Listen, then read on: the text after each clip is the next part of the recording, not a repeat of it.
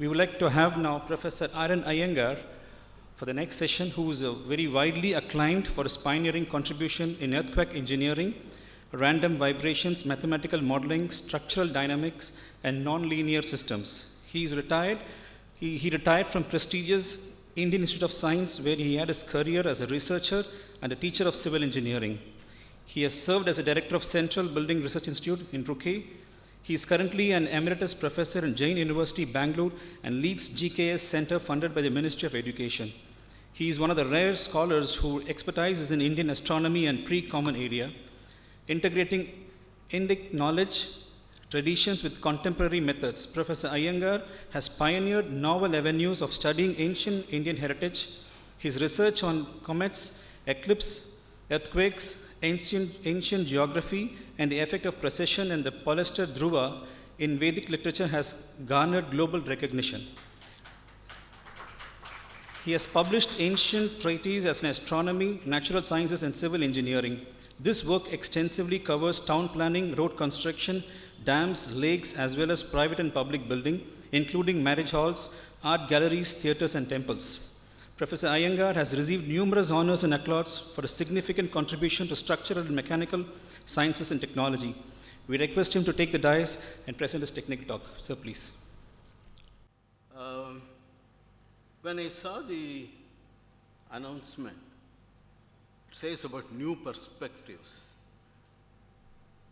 And also in the blurb it said that Yogi ji was particular that Veda should be preserved.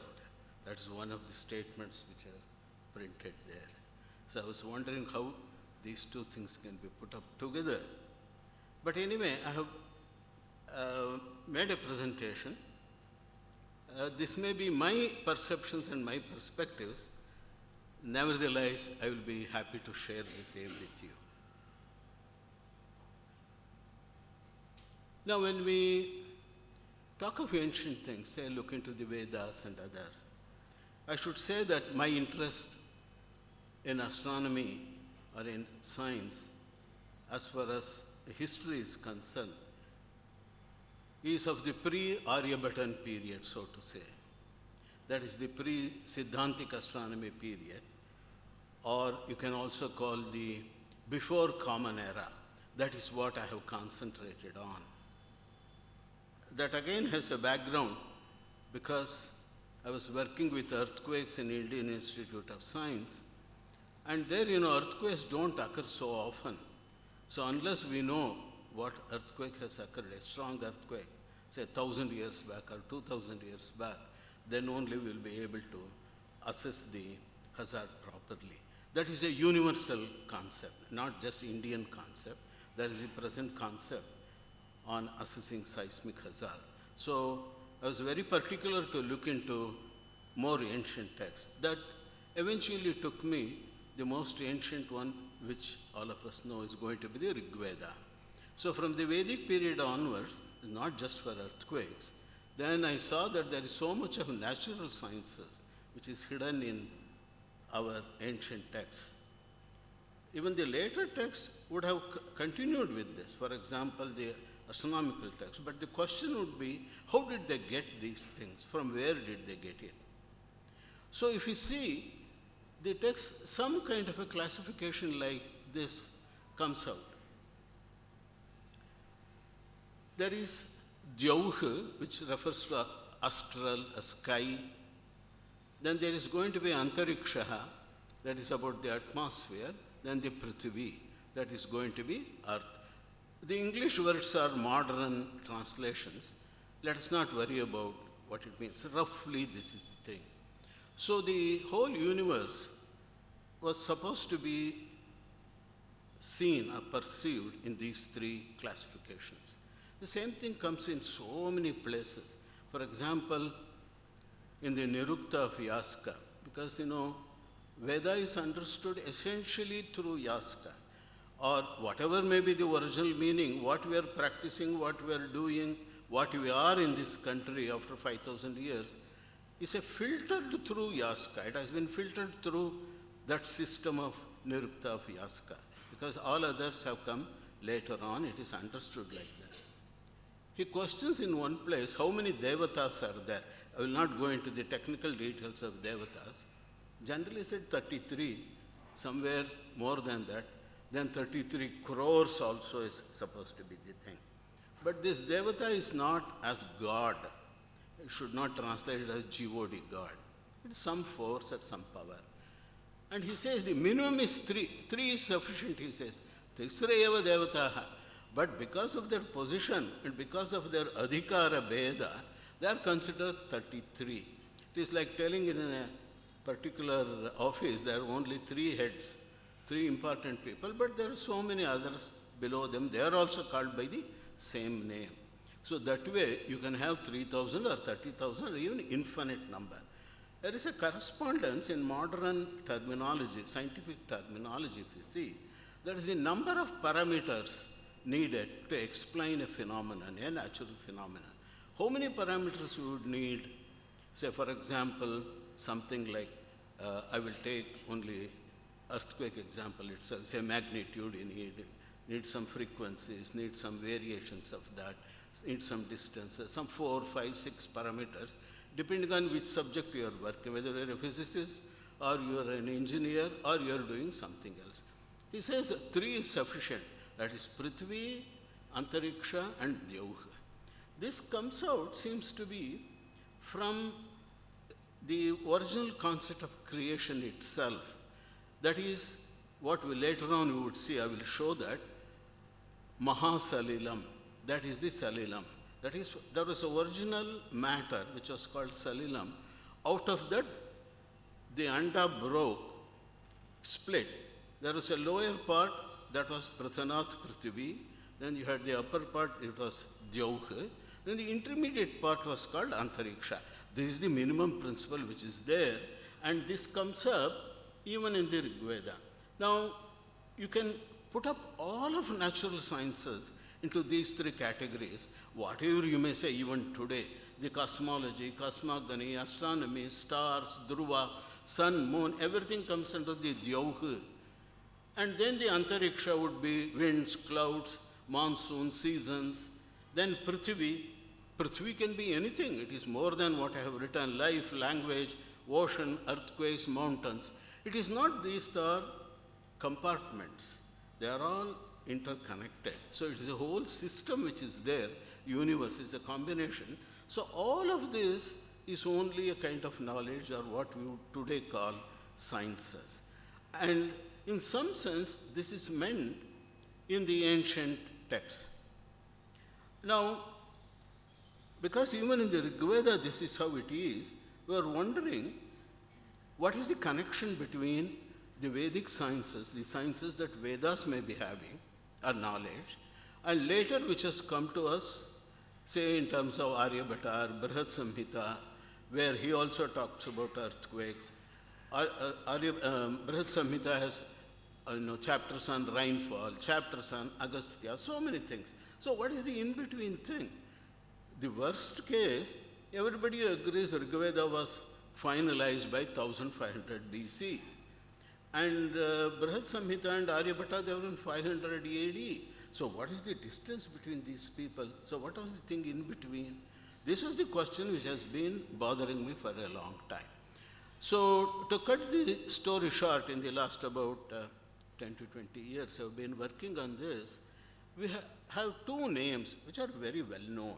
Well-known names in Siddhantic astronomy and later texts, including that of Panini, Mahabhashya. That is Garga and Parashara. Garga, Parashara. In fact, Gargadibhyo Gai is a famous sutra which Vyakarnas keep on quoting, and then later on it is said that that will apply to others also like Parashara, who were astronomers, is what is said. Their names are there in many places. So I was curious to collect the information about these 2 ancient astronomers, and Parashara we could not get much. There's only quotations attributed to Parashara which is available in later texts like Utpala Vivritti and also in Adbhuta Sagara of Ballalasena. Collected them, made out a book out of it on natural sciences in ancient Sanskrit.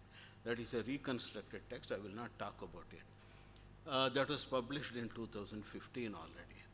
But then for Garga, fortunately, we could get manuscripts out of it. So we went on collecting.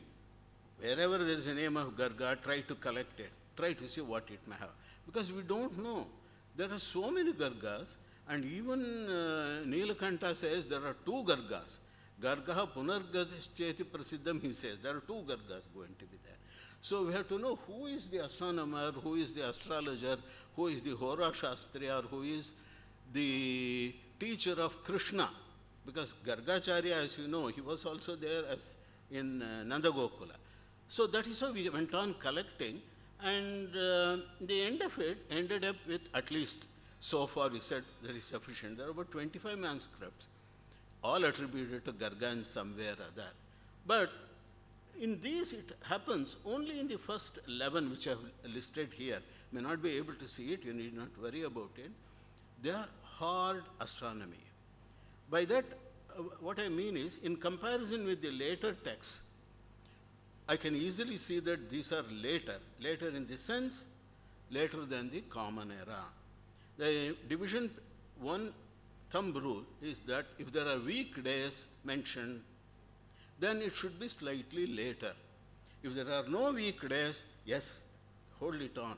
Because in the Vedic period, they did not have weekdays, Bhanuvara, Somavara. They had only Paksha, Shukla Paksha, Krishna Paksha. And with the help of that, they were able to manage all their calendars. So they did not need, Sunday has to be a holiday.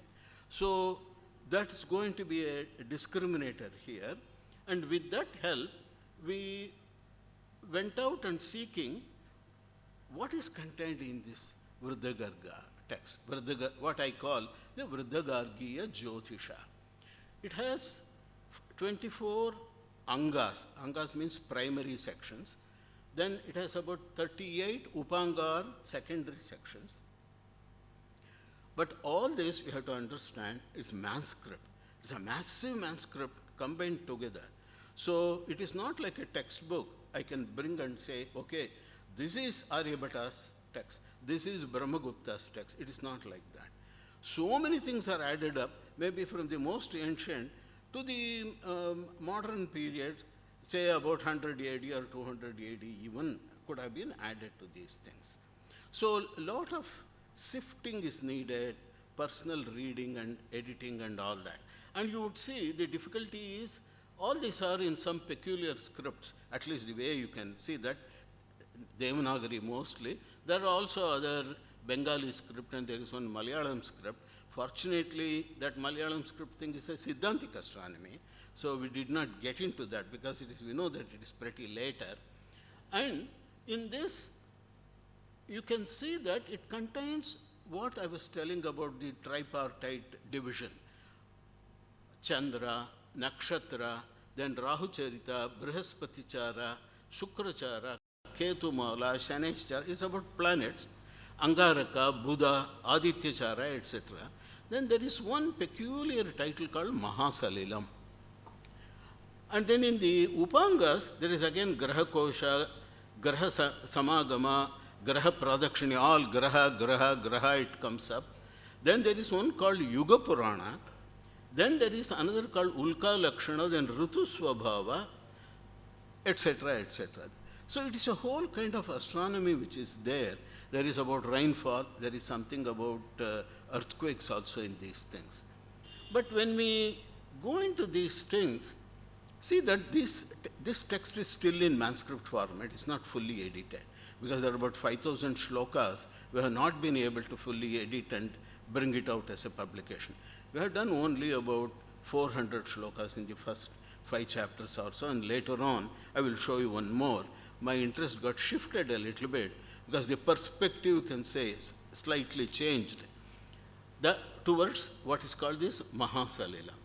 That Mahasalilam, which I put up here, is wholly in prose, whereas the others are all in Anushtup Chandas, mostly Anushtup, a few others are also there. Mahasalam is totally in prose. There are also other chapters like Rahucharita. One chapter is in prose, the others are in different. Here also there is something on Rashtrotpata Lakshana and others. There is a called a Janat Mara Shanti, which is totally in prose with Rigvedic mantras and all that, as though it is a Shanti Kalpa, which belongs to the proper as a Vedic text perhaps in the more ancient period. So it turns out, yes sir. I can't hear you. Ulka Lakshana. Yeah, that's, see, these are specialities which helps us to separate it out. The first Ulka Lakshana is by Asita Devala. The shloka says, so it is an interpolation. Second one is by Garga, which may be by the original Garga. But Garga himself, who was that? In fact, I have put up a timeline there. Adityachara 1300 BC.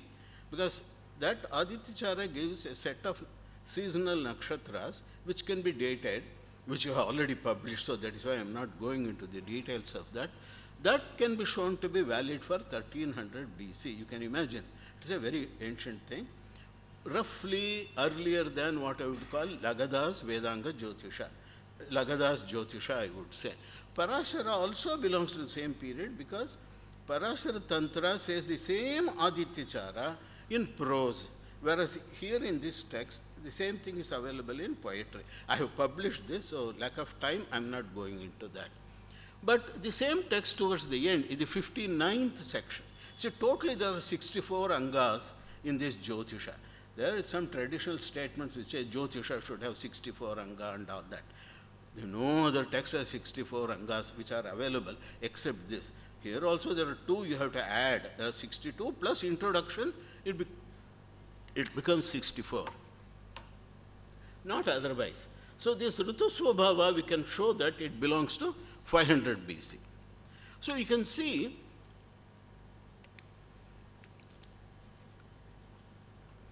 this text, culturally very important, historically very important. By this text, I mean the manuscript bundle. The manuscript bundle is something like a treasure because it covers footprints from 1300 to 500, about 800 years. So whatever information may be there in between, it may be from modern angle, may be junk, like, Gajalakshana or Ashwalakshana, maybe. But it has something important to the society of those days. So people who are interested in cultural history, social history, anthropology, for example, this Nakshatra Karma Guna, it says, Kritika Nakshatra is meant for Kanyopanayana. Now, Kanyopanayana is unheard of nowadays, or it may be there in some forum, is only as a right. He says Kritika Nakshatra, Kanyopanayanam Kuryat, clearly everything is said. So that belongs to at least 500 BC, and perhaps in those days that was happening. Well, anyway, now my point here is this Mahasalilum, which is in prose, is older than 1300 BC. That belongs to something like 1600. How did I come to this conclusion? What is the connection of this with the Vedic period or Vedas? Briefly, I will talk about that. Now, the text of this MS is called Mahasalilam. It has 2 chapters. One is called the Prashnadhyaya, Prashna Nirdesha. The second Adhyaya is called the Bhashya. Bhashya means is the explanation for the questions which are there. Now, the questions are about 100 questions are there. And those questions are the questions which a high school student or a college student will ask even to this day. If he has to, has open eyes and look at the world, look at the nature, and then keep on asking questions independently, not influenced by anyone else, you can see the questions are about cosmogony, how this world is created, cosmography, how are these things are distributed, then sun, moon, planets, Rahu, that is the eclipse causer, Ketu, that is the comets, nakshatras, stars. See, nakshatras and stars are somewhat different. Generally, in popular usage, we use the same word. But nakshatra can be composed of stars. A nakshatra can have more than one stars. And the nakshatras, are, at least in the ancient period, it was used to refer to the ecliptic nakshatras, or that group, that is the zodiac. If time permits, I will say something on it later. But the stars can be anywhere. Agastya is a star, Dhruva is a star, Dharmavyada is a star. Now, similarly, seasons, rainfall, earthquakes, and so many things are asked. And the language, I will simply just read one or two sentences. Athato mahasalilam anuvyakyasyamaha itihasmaha bhagavan. This itihasmaha is very common in the Upanishads and also in the ancient texts. Then it continues, Bhagiratyaha Surajale Mahinyaha. Let us not worry about it. The red colored ones you can see. Who asked? Angirasam Maharshim Vriddhagargam Vishwamitro Mahatapascha Abhigamya Katantare Anupapracha Angirasam. So it is Vishwamitra who questions that Garga about these things. What he asked, Tatra Kathamiyam Prithivi Pradurbhabuva Kasmachayam Prithivi Kvava Tishtati. Where is it staying? Katham va Antariksham, Katham va Jauhu, etc., etc. This Prithivi Kvava Tishtati should be a very important thing, because later on there are so many questions which have come up in Indian history. When did astronomers know that Earth is a globe, Earth is a sphere? Whereas in the earlier text, it is not so clear at all whether they handled Earth as a sphere or as only a kurma, or as a hemisphere, or even as flat. So these are differences of opinion which are there. Now it continues like this, and it asks for the distances between sun and moon, Prithvi and stars. Not that they are all answered. Roughly some answers are given. Whether they are right or wrong is another question. Katham va ayam rahuhu surya chandramasau grinhite katham va ime dhumaketavah pradurbhutaha. I am stressing this because in the ancient period, comets were extremely important in the life of people or in the life of astronomers, or the astronomers who were both Vriddhagarga and Parashara, both were concerned about comets, whereas in the later period we don't see so much about anything about comets at all, because they become mathematical. Whatever may be the reason, that is different. We will not discuss it here. And he also asked, how are they measured? How are comets measured? Why some are hiding, why some are being seen, etc. Then he also asked about Samvatsara, Rutu, Parva, Graha, Nakshatra, Muhurta, Karananam, Va Kim Pramanam Adihiva. What is the dimension, what is the magnitude of this? Please see, there is no Tithi word there. There is no Masa word also there. It is the Karana which was important. They were managing everything with that. Later on it would seem, in fact it was so. But Vriddhagarga Jyotisha in the earlier chapters develops all of these things. Tithi is developed, Karana is also developed. In the initial chapters, what all which is said here, it is increased. Maybe in the school of that, his followers or his students in the later generations, maybe 200 years, 300 years, developed all those concepts. But we have edited the first 7 chapters and published. Tithi Karma Guna is also published, where he gives the value of Tithi, how it should be done, but not here in the older one. This again gives a chronological picture, which is older, which is later. And it tells something about the development of astronomy in this country in the more ancient period. And he asks, Katham veme saptarshaya paryagachanti Bhrugu Agastya Mriga Vyadadayascha. He is very particular about this, how they are rising, how they are going around and all that. Well, this is the Prashna Nirdesha. Then the answer keeps on going, not going to all the details, it's too detailed. And what it establishes, according to me, is that Mahasalilam is the original Vedanga Jyotisha. We all know the 6 Angas were mentioned and all that, but which is Vedanga as far as Jyotisha is concerned? Because the Vedanga, with the help of it, I should be able to understand something about Vedas. Now, with Lagadas, Archa, Yajusha, Jyotisha, we do get some idea, no doubt on that, because it also belongs to a very ancient period. But I can't understand any line of a Veda, of Rig Veda or Yajurveda, anything with the help of what is there in the Vedanga Jyotisha of Lagada, as it is right now. And there is a lot of controversy about it. I will not go into those details. Whereas with this we can understand. with Parashara also we can to some extent, but Parashara, we don't have the original manuscript and all that. So it is, somebody would say it is a hearsay. It has been transmitted and all that. But here it is not like that. Anybody can read these things and see for themselves. Unfortunately, the persons who saw this text first, Pingree and his group of people, they have published quite a few papers on what they call this a Gargiya Jyotisha, which all of you know. And in the contents, they have, I should not blame them because they followed Pingree. They said, Mahasalilam, bracket, contents, rainfall. That's all what they have said. So it would seem that Salilam today means water, as I see. There are so many other words also. But I to say, Apava idamagre Salilam asit, hence Salilam means it has to be Apa only, will not be the right thing. In fact, it is not. Rainfall is there.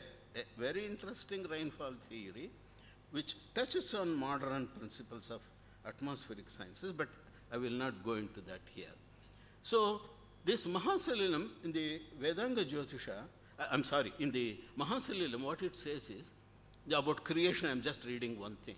Salilamima asi dande tamasi niramaye loke, tatra andam divya rupam adbhutam sambhabhuva. Very simple Sanskrit, I am sure all of you will be able to follow this.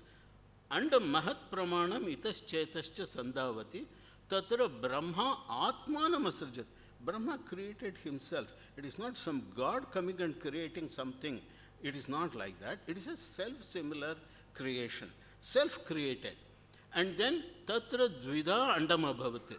Because of that birth, it became, you can call it if you want a big bang or whatever, it is up to you. It is split into two. The top part became dyauh, the bottom part became prathitam, that is, became wide, that is why it is called Prithvi. In between what was there is called Antariksha, because you can see in between. So Antaram Ikshate, the Antariksha is what they have said. And how he created, he gives it. That creation is there in all the Vedic texts. I will not repeat it. There is a variation to this creation. In the Aitareya Brahmana, in the Gopata Brahmana, and in the Rigveda, in the Yajurveda, slight differences are there. But all of them are agreed on one point, namely that it is tamas and salila. Tamas means not darkness, it is a dark matter. That itself was the matter. So what was the primordial matter? You can call it, or you can call it tamas. So it was a tamas is not the quality of darkness, but it is the matter itself. And this comes up in the Rigveda. This is where the Rigvedic connection, the Vedic connection slowly develops between this Mahasalilam and the more ancient texts. In the Rigveda 10th mandala, you see, Tama asit tamasa gudam agre apraketam salilam sarvama idam, etc. And also in Manusmriti and so many other places it is there. And Sayanacharya in his commentary explains that the primordial matter was called Abhu, and he saw tamas is Maya, he writes. It's a way that we have to express amongst ourselves. After all, we use the same words again and again, but the meanings may be slightly different because we are talking about the first creation. Who knows that? It is a model that we are talking about it. And all these are agreed on one thing. Apart from dark matter, the first to be born as something to be seen is Aditya. It's called sun somewhere. So in some places it is going to be called Agni. And then it is Bhrigu, then Angirasa. Bhrigu is Shukra, what we call Venus today, and Angirasa is Jupiter, what we call Brihaspati or Jupiter today. Then the remaining things go, there are quite a bit of variation. But Shukra was the first astronomical body next to sun to be born or to be, you can say, to be perceived or to be manifested in human mind, whatever you may like to call it. Now, this is the same thing here, and he also talks of then Vasishta Paksha. This Vasishta Paksha is a very peculiar word. We don't see in any other text except in the Puranas, particularly in the Brahmanda Purana. They are also called Brahmanaha, Putra, Manasa, Ashtavishtrutaha. Not going to details. There are also the Manasa Putras, that is the Saptarshi. The Saptarshi was also has come out of this as the Vasishta Paksha. Now, the text seems to mean the first instant, even light was not existent, because he says, Um, I think it was there previously. Among these things, after the Swahakara, Panchame Swahakare Gauha Ajayata, Shashte Swahakare Tejaha.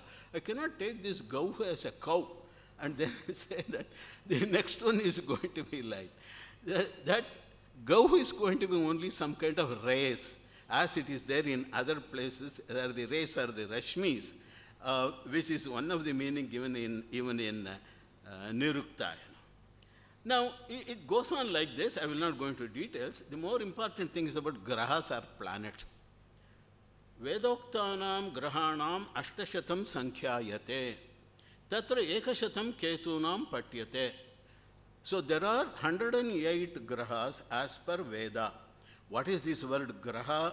It becomes more complicated. Time permits, I will come to that. There, ekashatam ketuna, 101 are ketu. The remaining are Soma, Arka, then 5 Tara Graha, Pancha Tara Graha. They are the planets. So, Tasmat Ashtashata Sankhyaite, he gives. Important thing, for each of the planets, and also sun and moon, he gives the brightness. The brightness here is in terms of the Rashmi, or the number of rays. What he said previously, that rays. Shukla Varna Rashmayaha Shodasha, for whom Shukraha. Then it says, gives some more details. Pragdvarasha, Anya Dwadasha Rashmihi Brahaspatihi, Tamra Varnaha Navarashmihi Angarakaha, Surya Putraha Pancha Rashmihi Shanaishcharati iti Shanaishcharaha, Soma Putraha Sapta Rashmihi Buddhaha Bodhana, etc. Keeps on going like that. I made a table of these Rashmi here, and then mark the modern magnitude values, because magnitude is also a kind of brightness, or what a common human being, not about specific astronomers looking through some devices. It is common values which I have put up, and you can see there is a relationship, there is a linear relation, because even the Rashmis have to be on the logarithmic scale, so it's a semi-log plot which is there. So don't look at the numbers so seriously, but qualitatively, these people were observers of the sky. And as it is said in the Vedas, everything is about sky, about Divi, Divya, and all that. It is sky observation which has been continuing, and these are the hires of the Vedic, if you want to call it, the sky observations. Then Rahu also it goes on, and Rahu, very interesting thing, Savai Shanmasya Parvani Yugapat Upathishtati. He is going to be there every 6 months, going to be staying there near the Parva, waiting to capture maybe. And the 6 monthly interval is quite well known in astronomy as an eclipse cycle. And if the 6 monthly eclipses are there, they should have observed it only. It is about the moon mostly. And the longest cycle that is possible at 6 months breaks at 7. So you can have a sequence of 6 or 7 eclipses. The tetrads are going to be 4 intermediate total eclipses. And then the remaining would be partial or even penumbral eclipses. That is how it is. That is very well established in modern astronomy. And not in Mahasalilam, but in the Vriddhagargya Jyotisha, in the regular chapter, he says, Sapta Vikramaha. There are only 7 Vikramas at 6 months, then it breaks. How did they come to know that there is going to be 7 and it breaks? There was no orbital astronomy in those days, we can be sure. It has to be only observational. This is same thing comes up even in 2 other texts. That is in Parashara Tantra, as well as in a text called Atharva Veda Parishishta. Atharva Veda Parishishta belongs to, as it is fixed, it's a later period, but it would contain so much of ancient material put in it. It also says, lunar eclipse, our teachers have said it occurs once in 6 months, then it breaks. How it should have been observed. And in the other work I have shown it, I will not present it here, but in the book that Professor Gopinath is holding, the table I have given, that somewhere in the 15th century BC, near Rajasthan, this could have been observed. Important thing is, lunar eclipse occurs same all over the earth, that is okay, but it should be seen. So it should have been night here when they saw it. So that is a very rare thing, you know. So it's possible to verify that it occurred somewhere in 1500 BC.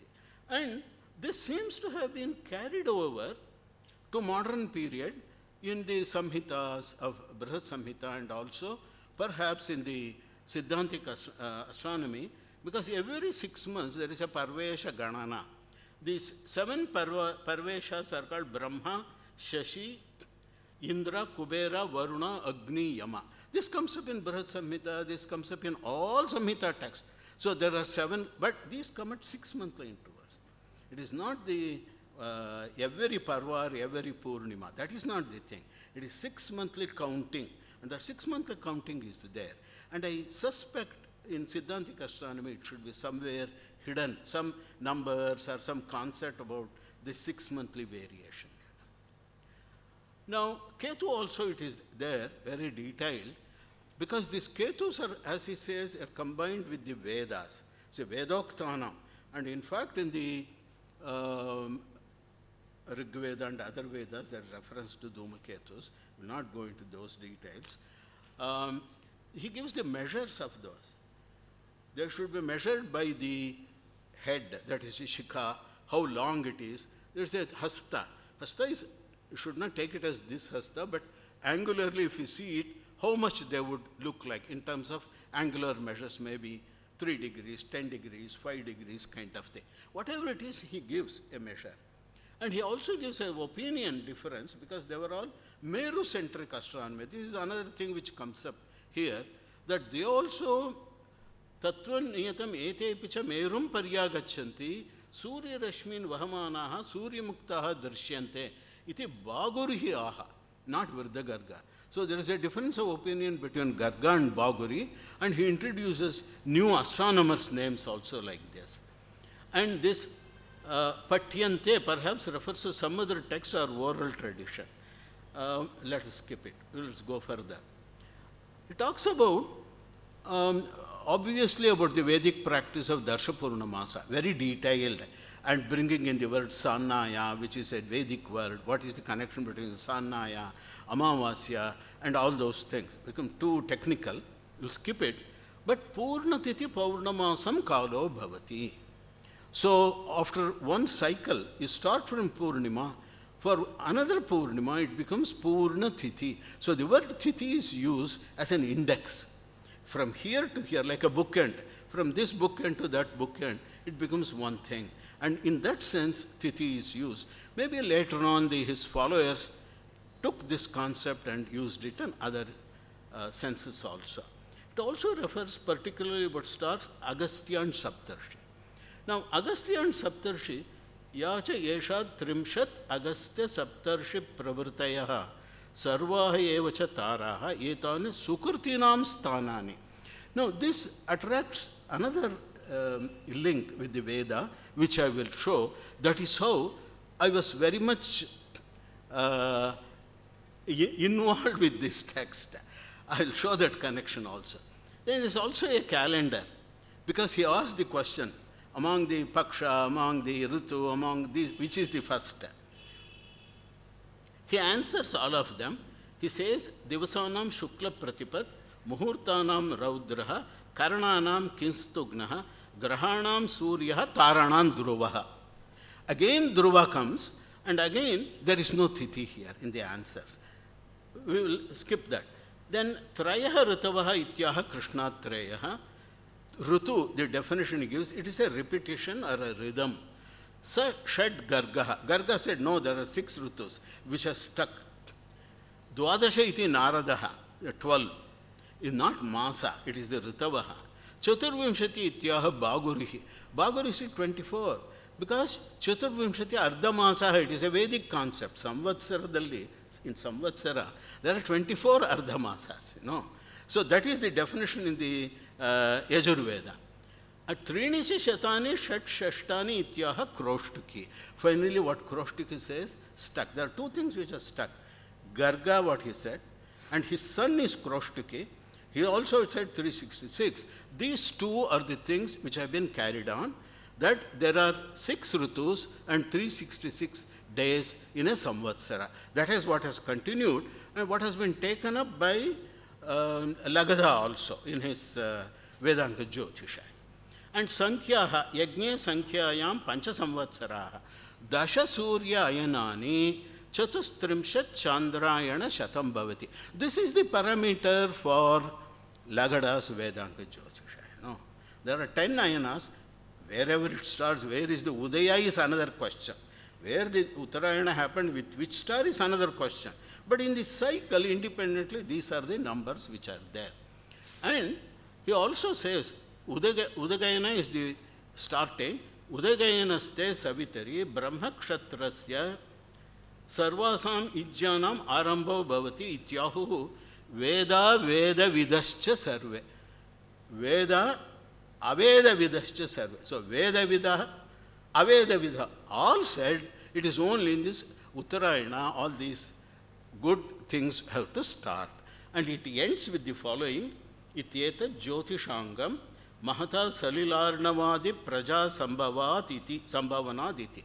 It is the Mahasalila, it starts, this is the Jyotishanga, and Ataham, etc., etc. Yetat Vijnana Paramam. This is the highest science, is what it claims.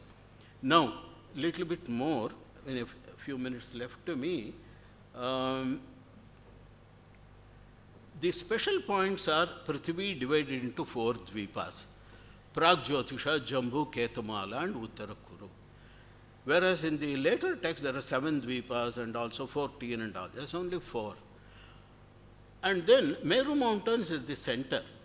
Sarveshan dvipanam uttarena meruhu. Dhruvan jyotihi achalam mero murti pratishtitam. Taddi brahmana purvam samstapya dhruvam yasmin hi etat avasaktam jyotish chakram ajasram parivartate, etc. Evam udayastamana madhyanha ratraha samvibhajate sarva prithvi. This concept of morning, afternoon, evening and night in the 4, it's also in the Brahmanda Purana. And also later in the Siddhantic astronomy, it comes in a slightly different way. Yavakoti, Romakapura and these things, where sun is rising, in the opposite thing it is setting kind of thing. There is a concept of circularity at least, maybe leading to sphericity over time. It's very clear, and he says these have to be, when in the Pragjyotisha it is rising, it is evening in the Ketumala, he says. So, and Jambu Dvipa it is going to be afternoon and kind of thing. So this concept becomes important, and Agastya and Saptarshi are stars. And there with the stars is what is already said. They are the rishis, Sukritinam Loka. So there would have been, if you want a date for them, they should have been older than this text, at least, That is how we can put a lower bound on this. Now, we have to know about Meru and Dhruva's legends in the Puranas. All of us know story of Dhruva, I need not tell you anything about it. A son of Uttanapada, and he became the pole star, fixed, along with his mother by name Suniti, and Uttanapada remains somewhere near him in the Vishnu Loka. These are the things, the legend of Dhruva. This is connected because every place he says the celestials are connected to Dhruva. So what is the Dhruva? He says it is in the top of Meru. Later on it has collapsed in the Siddhantic period to become an imaginary point, and the celestial globe use the same word Dhruva. Dhruva means fixed also, as Professor Pai was telling. It is used in that sense also, no doubt. Now, briefly we will see here, I have put up a globe. What it means is, there are 3 periodicities for Earth, as we know. One is the diurnal, second is the annual, which goes around the sun, Samvatsara happens. But there is also a slow movement for the axis of the Earth. And the point which goes to the celestial pole, or the celestial, you can say, sphere, that is going to be the north celestial pole at that time. And if there is a star there, that becomes the Dhruva Nakshatra. So this gives a wonderful idea, very powerful idea to understand our own history. We have to question. The Puranas talk about Dhruva, and he is fixed along with Suniti and all that. When were the Puranas written? Puranas were fixed up maybe in the 300 AD or 400 AD, because the language of the Puranas are much different from the Vedas and all that. Nobody would say the Puranas are same as the Vedas. They are later, at least as written, but they may be carrying an older information. If it is carrying an older information, when was that? What was that? Because in the Gupta period, there was no pole star. As per modern astronomy, you can verify it. It's very easy. There was no pole star to see and say, look, that is Dhruva. There was nothing like that. So we have to question this. So if you question for the Puranas, you see, I will show some of it later, you question further. Why stop at Puranas? Because the Puranas say this is Shruti. It is said in the Vedas like that, so they are telling like that. So which Veda says that there is a Dhruva? That is in the Taittiriya Aranyaka. That is the only one which I could locate. Now, if you say the other Puranas are there and Dhruva is there, that is the Bhakti Marga, okay, you can have all of that. That is a separate matter. That is also important to us from the astronomical point of view. But the two should not be suddenly overlapped or mixed up. That's what I am trying to say. For the history, Taittiriya Aranyaka says, Bhuh Prapadya, etc. is a very well-known thing. All over south, this is heard, this Swadhyaya Brahmana. And this is actually, if you go to the meaning of this, Tachiro Dharmo Murdhanam Brahma Uttarahanuhu Yajno Adhara Vishnur Hridayam Samvatsara Prajananam Ashwinav Purvapadav Atrir Madhya Mitra Varnav Aparapadav Agni Puchasya Prathamam Kandan Tata Indras Tata Prajapati Abhayam Chaturtham. It stops with the fourth. The Chaturtham word also has to be, see, in the Vedas generally no word is used which is useless, so to say. After all, it is the original one. We have to make meaning out of it, not ask them what is the meaning of it. So the fourth one was called Abhaya. Abhaya is fearless. And it doesn't stop there. Sa va yesha divya shakvara shishumara. This is the powerful Shishumara. Shakvara means a powerful animal. This is the powerful animal Shishumara. Where is he? He is Divya, he is in the sky. This Shishumara is in the sky. Yavedam punamrityam jayati. Who knows this? He will not die, etc., etc. Nadvani pramiyate. Dhuruvastvamasi, dhuruvasya kshitamasi, tvam bhutanam adhipatirasi, tvam bhutanam shreshtosi, tvam bhutani upaparyavartante, namaste, namaha shishu kumaraya. That is the mantra. This is supposed to be said, as Sayanacharya explains later on, every day in the evening after Sandhya Mandanam, turn to the north, look at the Dhruva Mandala, and with the help of this Brahmopasthana should be done. And who is the Brahma here? You can imagine anyway. That Shishumara, that figure itself was originally, at least in this case, described as Dhruvaha, this fixed, constant. Eventually, that Abhaya, the fearless last star, became the Dhruva, or that was the Dhruva in a modern Laukika sense, because that was fixed without any variation. Now, well, anyway, I put up a translation here. Well, it's not important right now. I will show if in the Brahmanda Purana, the same thing is there, with except that Brahma is changed to Uttanapada. And we also know in some of the Puranas, Uttanapada becomes one of the Prajapatis. In one of the Manvantaras later on, there such a story comes. And there are 14 Manvantaras or so and things of that kind. Seems to have come from this number 14. But anyway, without going into too much details, Brahmanda Purana says, one who knows the 14 stars correctly lives longer by that many years. I want this statement, please remember, because there is a historical verification for this 1,000 years back. Now the names of the 14 stars are given, and it is clearly said there are Chaturdasha. There are only 14 stars. And also he says, Agnischa, Mahendrascha, Marichaha, Kashyapa, Dhruvaha, Tarakaha, Shishumarasya, Nastam Yanti Chatushtayam. They don't set the last four. They are circumpolar. In fact, in the Taittiriya Aranyaka also it comes, Kashyapa, Pashyakaha, Merum Najahati. He doesn't leave the Meru. Meru means what? It is a flat area which they imagined at the top. He doesn't leave that place. This is circumpolar.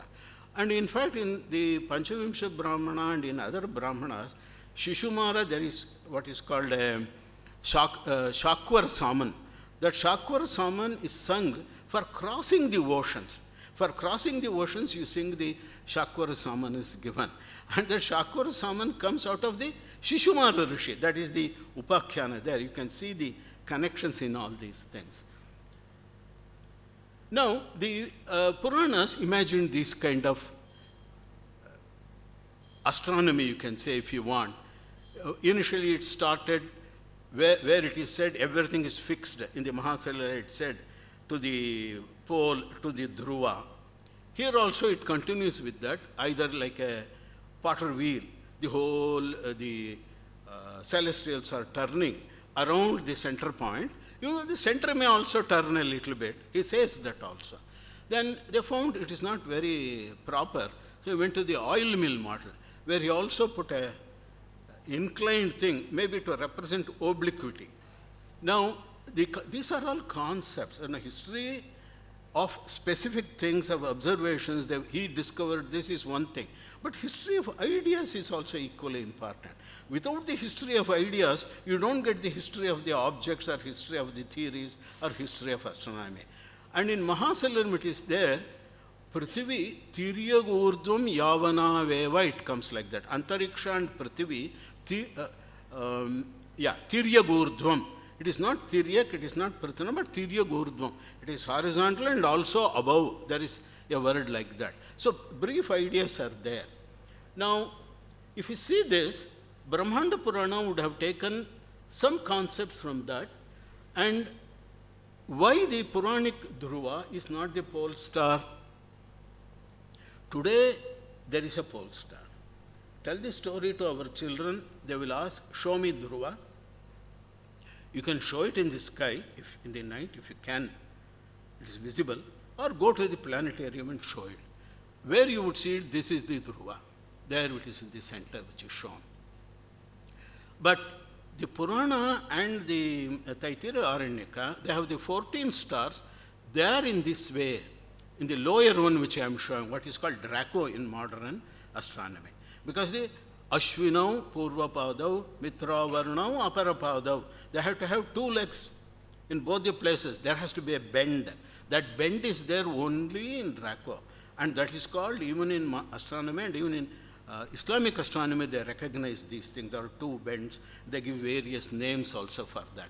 And the face looks like a serpent or a gharial or a crocodile. Whereas the Ursa Minor, which is the present day,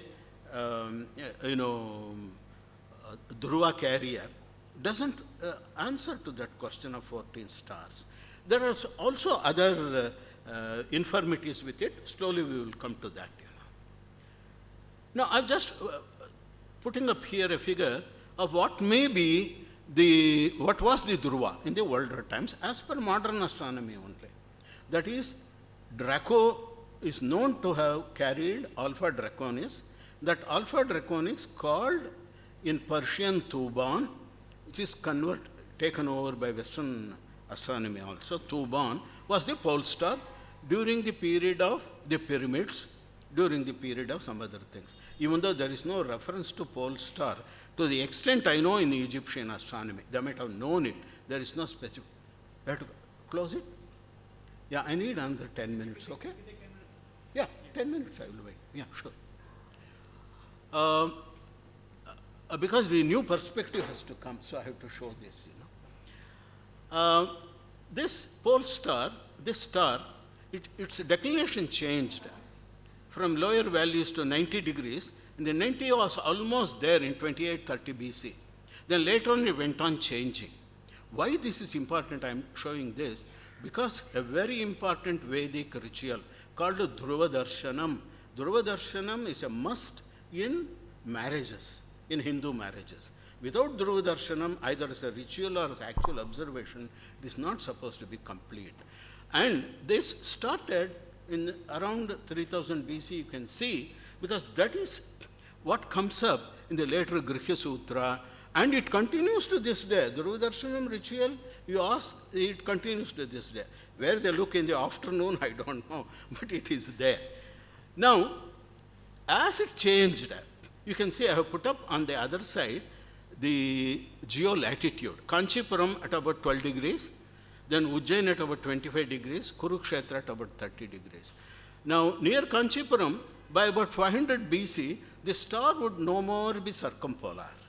This is circumpolarity, which as you come down, in some season it will be seen. In some season it will not be seen. They would know where it is. If they were very, Vaidika people, they would know. And in the season it was seen, maybe they were doing the marriages. I am not sure. Maybe that is how the concept has come. But in the north, you can see, it is very important. They will say, no, Dhruva Darshan is important. Whereas in the south, it is the Arundhati Darshan they would keep on telling, not so much about Dhruva. But in the text, they would write both Dhruva and Arundhati Darshan.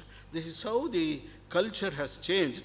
It has absorbed the astronomical culture, something of the cosmos, something of the universe, but that is also getting modulated. But this, one of the astronomers wanted to set it right. That is the interesting story here. Now, there is also what is called a Dhruva Graha in the Vedas, in the Agnishtoma and all that. That was about this pole star only, because he says there is a explanation. Ayurva etad yajnasya, etc. Asurava uttaratah prithivim paryachikirshan. Tan deva druvena adrumhanta tad druvasya druvatvam. So Dhruva, they fixed, because Asuras wanted to shift the Prithvi.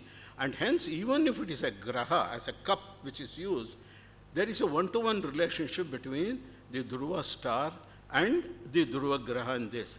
It is also used for abhichara and other purposes. I will not go into those details. But with the time passed, Maitrayani Aranyaka says, the king asked why even Dhruva is moving.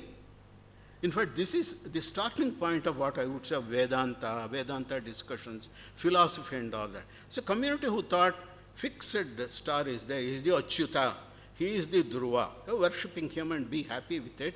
In the marriages, looking at it and telling the same mantra and all that. But suddenly, this Brihadrata says, before me there were 16 Chakravartis, Shashabindu, Harishchandra, Ambarisha, Nanaktu. What happened to them? And then he also says, even Prapatanam, Shikharinam Prapatanam, Dhuruvasya Prachalanam. Even Dhruva is moving, why it is happening like this? And this, there is a change from the Dhruvadi system of observation of the sky to Maghadi system. Because in the same period, it is said, Maghadhyam, Shravishtartham, Maghadhyam, somewhere I have to read it. Okay. Shravishtartham Agneyam Kramena Utkramena Sarpadhyam Shravishtarthantam. The summer solstice started with the Magha Nakshatra, is what this says. It doesn't say anything more than that, but half of the Shravishta is the Uttarayana, is the meaning. This can be dated. And this can be dated to roughly 1800 BC. We can go through the details. That's what we have done. And again, another link comes up of the Purana. And again of Dhruva and all of those things. Because Purana I can't imagine without Dhruva and all that. The Brahmanda Purana says the equinoctial position. When Kritika is in 1/4, there is a Purnima in Vishaka. There is the equinoctial full moon. When Surya is going to be in 3/4 Vishaka, there is a Purnima in Kritika 1/4, it says. Because it is Purnima and because it is with the equinox, we can date it. That's what you have done in the upper diagram. And that belongs to 1900 to 1600 BC. And that matches with the other things. And later on comes your Shravishtadi of Uttarayana, which will be about 1300 BC. Now, all this takes up, and from where? Dhruva Kshitihi, Dhruva Yonihi, Dhruvamasi. This was the mantra which was used. Even today, this is supposed to be used for the fixed Dhruva of those time. But people believed all these things and came to the common era also. I'll skip it because it is it's telling the time is up.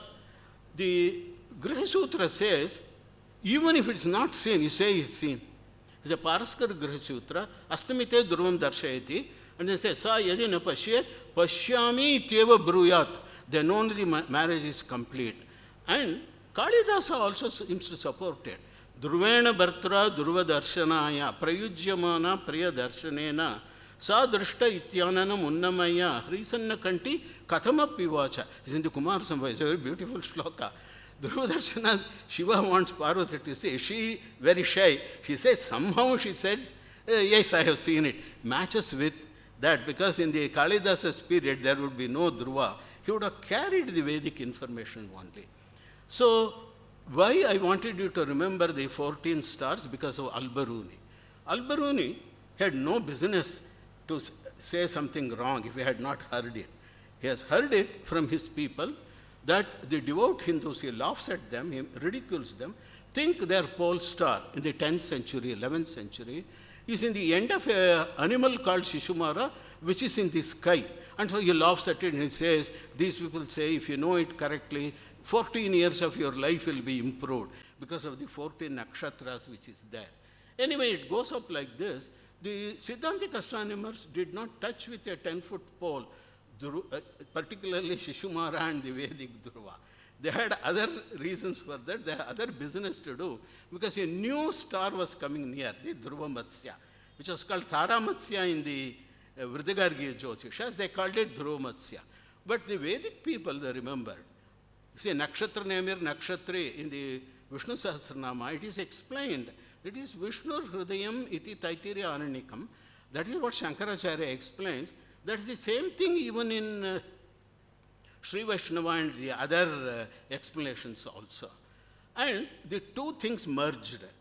The ancient Vedic thing which was coming up is the memory, and the modern scientific thing which was coming up by the astronomers. So Brahmagupta clearly said that it is a Dhruva Matsya near the pole, and Bhaskaracharya gave a very detailed thing how the Dhruva Matsya should be recognized, where is the Dhruva in the Mukhatara, and for turning up, and they used it to criticize the Jaina concept of astronomy and all that.